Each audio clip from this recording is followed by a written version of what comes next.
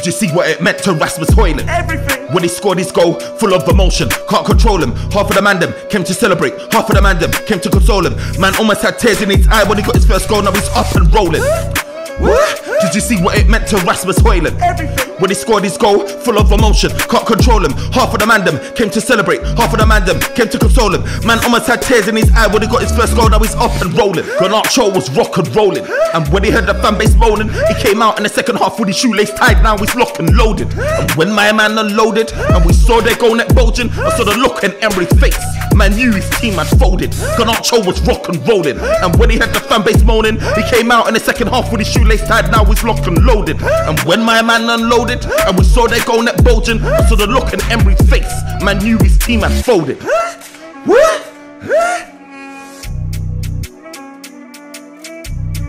Yo, this is the OT99 Banter Room, where opinions are shared and smoke gets served. Look, Manchester United back again with another W against Villa at home at the Theatre of Dreams, and we turned Villa's dreams into nightmares, bro. They ain't at home, they're in our home ground, and we took the scalp of Villa. Shout out to Garnacho, the gem. Look, this guy Garnacho, bro. Oh. Bro, my man should have got a hat-trick. Put it like that, bro. My man should have got a hat-trick. That little offside by the skin of a teeth, bruv, got ruled out. My man came back, got the 2 goals, scored a brace, put us back where we belong. But let's get into this game. Look, Manchester United are back up to what, 6 or whatever in the league right about now. Look, it's stress. This team, I ain't gonna lie, stress, bro. Manchester United is stress. You don't know what you're getting with this team. One day it's bad, one day it's good. Not even that. In a game, in the first 10, 20, 30 minutes, 40 minutes, 50 minutes, 60 minutes, wherever in the game, it goes like this, bruv. You just don't know. Like, Manchester United is the worst team. Like, say if you're doing a Bet365, a William Hill, a Sky Bet, bro, with Manchester United, just stay away. Just stay away, because Manchester United is gonna confuse and scramble your brain cells, bruv. They're just like that, bruv. Like, you can't bet your money on Manchester United going to, what is it, Nottingham Forest and getting a result. You can't, because this is what Manchester United is. The most consistent, inconsistent team out there. They're just like this. Just like this. Whenever you think Erik ten Hag is going to get the sack and people are bringing up the memes, you know, that guy with a bald head that kind of looks like him but don't look like him. Get me? I'm going to get fired. I'm going to lose my job. Blah, blah, blah, blah, blah. Erik ten Hag goes and does something like this. He goes and does something like this that gives him more time. More time. You understand? And it's mad. It is mad. Look, Manchester United started with Eriksen back in the midfield. I can't lie. Eriksen with Kobe Mainoo, I think there was a lot more composure. I think both Eriksen is a composed guy, as well. Like, naturally he's composed. Do you know what I mean? He brings that creativity. He's a controller and dictator of the tempo of the game. Kobe Mainoo, we all know one of his biggest strengths is composure. You get me? Like, dictating that ball. You know what I mean? Manipulating the ball well, in a sense. It keeps it simple, manipulates it well, protects the ball. Like I've always said, with Kobe Mainoo, he's playing beyond these years. You know what I mean? And in terms of maturity, and I think that there was a good combination. It was a good combination today. You know what I mean? It worked well against this Villa side, and you would be like, rah, like, would this work? Because typically, like, with Villa, you know, they're athletic teams. You know, they're a team where you've got like, what do you call it? They got what's his name? What have I got? What have I drawn a blank? Let me bring out the team sheet. 1 second. Let me bring out the team sheet. Yeah, they got what do you call it? They got Douglas Luiz, McGinn, Ramsey. That's who I meant to say, Ramsey. And these guys are like energetic young guys with like just pure energy. Now, when you think of Aston Villa, you just think of like fitness. Do you understand? Like, they've got athletes in that team, young athletes, is just physical. And today, when you looked at that midfield, I was like, rah, this could be peak. You know what I mean? Like Kobe Mainoo and Eriksen. You understand? Against a Villa midfield. Look, it worked, bro. It worked. Villa came with their high line, and Eriksen was just slipping in those balls behind them high lines, putting Garnacho in. The link up between Eriksen, Bruno, Garnacho, Rashford, it was amazing, bro. Like, it was amazing. Garnacho is on the right-hand side, bro. He did his thing on the right-hand side. Do you understand? Like, out of all our wingers, yeah, I think Garnacho, obviously he holds down the left, but he looked like the most vibrant on the right in terms of going forward, attack-wise. It's dangerous, bro. It was dangerous, man. And I feel like Erik ten Hag could be onto something, playing Garnacho on the right at the minute, because we don't want to just remove him for Rashford. Do you understand? And everyone thought when Rashford comes back, Garnacho's going to hold bench, but he actually played for both of them, but instead put Garnacho on the right instead of Rashford, because I don't think Rashford can play out on the right. Do you know what I mean? We've seen it many times. Like, he just ain't got that ability. He don't look comfortable. He don't look natural. Do you know what I mean? Like, he needs to be able to cut in and smash it with his right foot. And on the left, I mean, on the right, it's just not working out for him. But Garnacho, like, he looked accomplished on the right-hand side. He looked like a big threat on the right-hand side. And look, he can work. And with Rashford, let me touch on Rashford. Like, you know, this whole thing about Rashford, do you know what I mean? Body language and stuff like that, looking down, looking like, you know, like his head's gone, looking like he's not playing for the manager. Look, today, like, he looked like he was on it. Like, we saw a little spark of hunger. We see him tracking back. We see him running out defenders, running to the byline, putting in balls. Like I said, he put in one for Garnacho. It was narrowly offside. Then he slips in another ball for Garnacho. Do you know what I mean? Garnacho puts that one away. Like, Rashford was hungry, bro. He was absolutely hungry today. And do you know what? It just shows you, like, you know, nobody should be immune from holding bench. That's what it says to me. Like, nobody should be immune from holding bench. Do you understand? Because that bench, like what Rashford held for 3 weeks or whatever it was, 3-4 weeks or whatever it was, you can see it's done a lot for him. It's done good for him. It's a positive, like, competition in a sense where it's just like, you can't just be playing these players thinking, oh, however I play, I'm gonna have my spot. That's not how it works. That's not how you build that competitiveness in the squad. Do you understand? Like, Rashford's come back now with a hunger, and that's what you want to see. He's come back thinking, damn, do you know what? I'm being benched. We've got new investment in the club in Sir Jim Ratcliffe, who's got the ownership of the football operations sides. Look, if I'm continuing playing like this, what does it mean for my future? There's a bit of uncertainty there now, you understand? Like, don't get me wrong, like, Sir Jim Ratcliffe could come in and love Rashford, but when you've got this change happening, it brings uncertainty. And Rashford can't afford to be slacking. Now that this deal's taken, it's been announced 25% with Jim Ratcliffe, and he's moving all sluggish and that. So I'm glad that a combination of him holding bench and potentially the takeover is giving my man a wake-up call. And long may it continue that he performs like this, because quite frankly, this is probably one of the better performances that I've seen from Rashford in quite some time. Do you understand? Quite some time. And, like, I'm just happy for him, man. I'm happy for him. But the person I'm really happy for is Rasmus Højlund. Rasmus Højlund finally got his goal in the right place at the right time. Yeah, it was a bit of luck, like the ball landed in his feet, but he still showed technique, do you know what I mean, to adjust his body, you know what I mean, and kind of half volley that into the net. And look, you can see in his celebration, right, when he ran to the crowd, the Manchester United fans, he had Scott McTominay, all the man around him, Evans. Look, he was screaming like, yeah, to the heavens, you know what I mean? He was like, yeah, like, I'm here, do you understand? Like, this is me.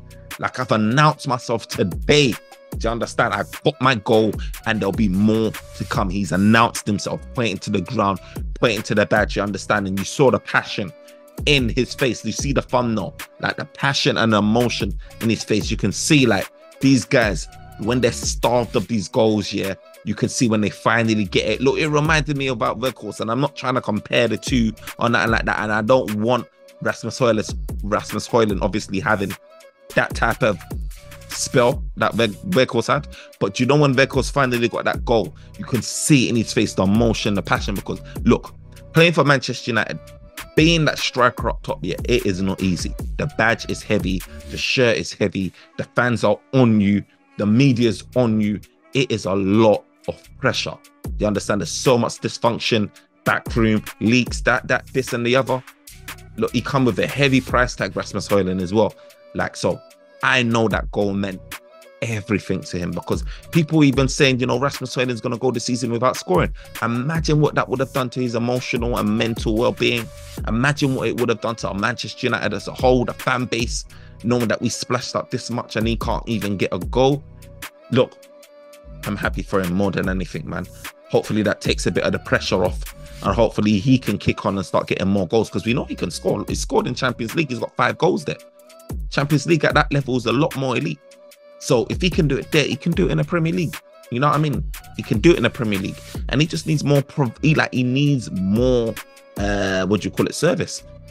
We saw the stats coming out with Rasmus Højlund getting the least amount of touches in the opposition box, least amount of service in the opposition box.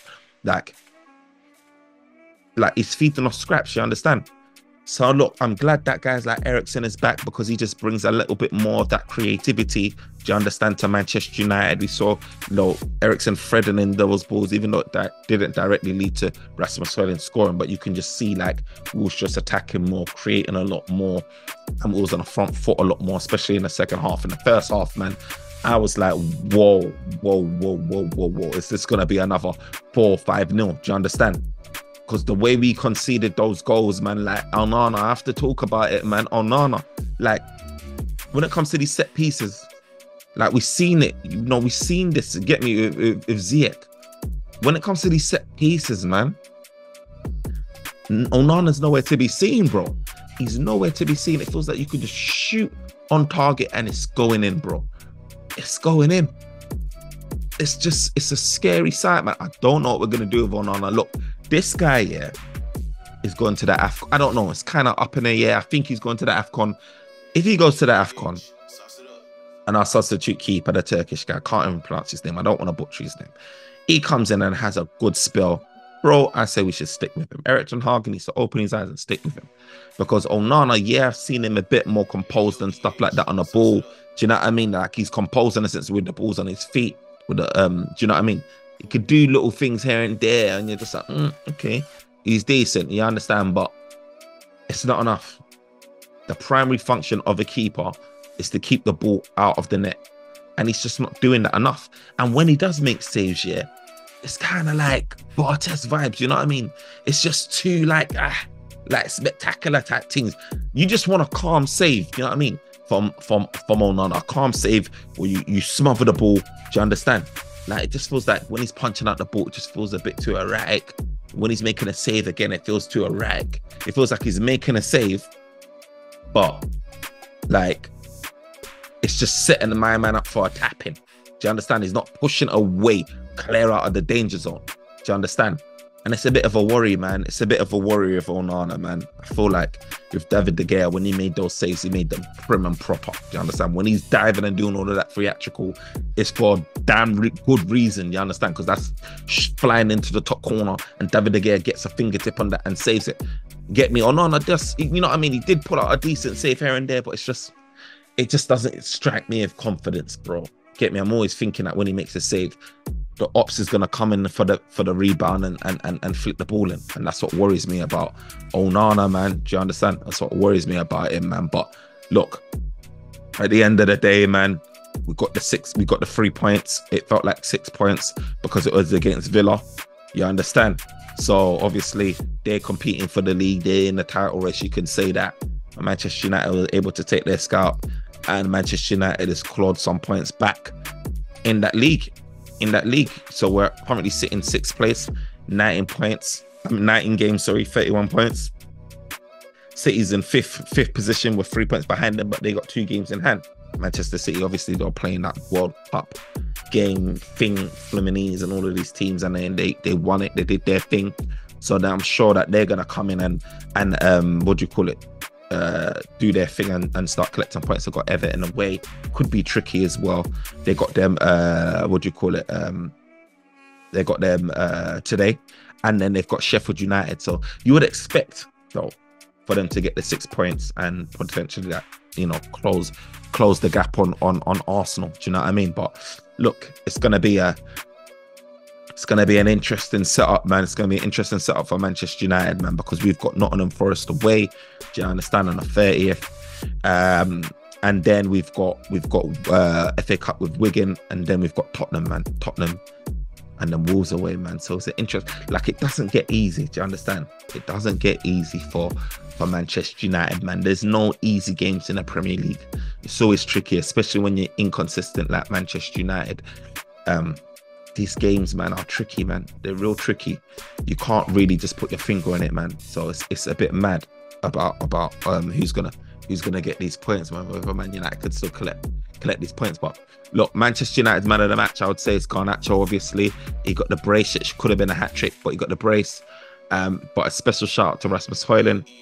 You know, a special shout out to who else would I say done well. Obviously, Kobe Mainoo's doing his thing, still composed. You understand, keeping it simple. I like that. Keep things ticking. And you know what, Bruno Fernandes, man. Bruno Fernandes was on smoke in the second half. You understand? He kept that flowing. That little free ball to Rashford before Rashford got he put in a cross look. Bruno, man, he gets overlooked the things that he does, man. I know that he gives away the ball. I know that he does a lot of things, and I feel like with Bruno, he's Marmite in it. He's either you like him or you don't. He blows hot and blows cold. He blows cold quite a bit as well. But this Bruno, man, like, he's just able to like make the team, when he's on it, he's on flames, bro. He's flames, and he is truly like world-class abilities, world-class attributes to him. Like, when he's on it and he stays focused, you understand? And there's little things that he does as well that just goes under the radar. I think it's like familiarity, like we got used to it. And really and truly, like, it's like when Bruno first touched down, like, obviously he was scoring many goals, but there are certain things that Bruno used to do, and I was just like, I've never seen it at Manchester United. Like the deft touches, the flicks, like the vision, like the stuff that he done, that we just didn't have at Manchester United. You know what I mean? The vision, all of that we didn't have, and I was just like blown away. But obviously, like, people are more seeing the goals, and I can understand that because he got a mad amount of goals. But it's just, he still does those touches even up till today. But it's just like, I feel like because he gives away the ball so much and stuff like that, those things just get overlooked, and people just naturally focus on the bad stuff. You understand? And then now it's become a trend. Now people can't look past him giving away the ball, or him past skying the ball over, you know what I mean? Because he takes like a rash shot. And I get it, I understand it, I really do. But when I watch Bruno play, especially when he puts in performances like this, you just need to sit back and just watch those things that he does, man, that just sneaks under the radar, man. And those are the things that I appreciate him for. Do you understand? I appreciate him for those little things like that. So look, Bruno, special shout out to him, man. Rasmus Højlund finally got your goal. I saw how much it meant to you. And obviously Garnacho, man, the wonder boy Garnacho with a brace has to get man of the match. Look, he has to get man of the match. And the thing I like about Garnacho the most is that guy don't stop trying. That guy don't stop running at defenders. Like, he will have a tough game. We'll go against a Trent, will get locked down, or Bayern Munich defenders with Alfonso, whoever it may be, or he'll get locked down. But this guy, he just brushes it off. Next game, keeps going, keeps running at defenders, even if he gets to the byline and it don't work out for him and it flops. Brushes it off. Next game, keeps going, keeps doing his thing. And you can see this guy's on the right track, man.